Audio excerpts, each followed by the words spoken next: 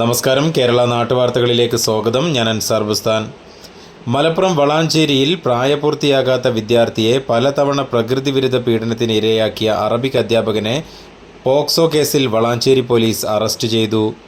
എടയൂർ മാവണ്ടിയൂർ സ്വദേശി പുതുക്കിടി അബൂബക്കർ മാസ്റ്റർ എന്ന 62-കാരനെയാണ് Valanchery police arrest ചെയ്തത്.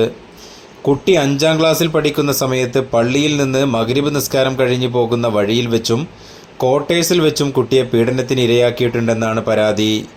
കുട്ടി അസ്വസ്ഥത പ്രകടിപ്പിച്ചപ്പോഴാണ് ഉമ്മ കാര്യങ്ങൾ ചോദിച്ച് മനസ്സിലാക്കിയത്.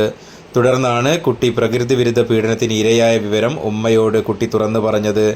ഉടനെ തന്നെ ഉമ്മ ചൈൽഡ് വെൽഫെയർ കമ്മിറ്റിയെ ഇമെയിൽ മുഖേന വിവരം അറിയിച്ചു. തുടർന്ന് CWC കേസെടുത്ത് അന്വേഷണം നടത്താൻ വളാഞ്ചേരി പോലീസിന് നിർദ്ദേശം നൽകുകയായിരുന്നു. തുടർന്നാണ് പുതുക്കിടി അബൂബക്കർ എന്നയാളെ പോക്സോ നിയമപ്രകാരം വളാഞ്ചേരി പോലീസ് അറസ്റ്റ് ചെയ്തത്. ഇദ്ദേഹത്തെ തിരൂർ കോടതിയിൽ ഹാജരാക്കിയ പ്രതിയെ റിമാൻഡ് ചെയ്തു. News bureau, Valanchery.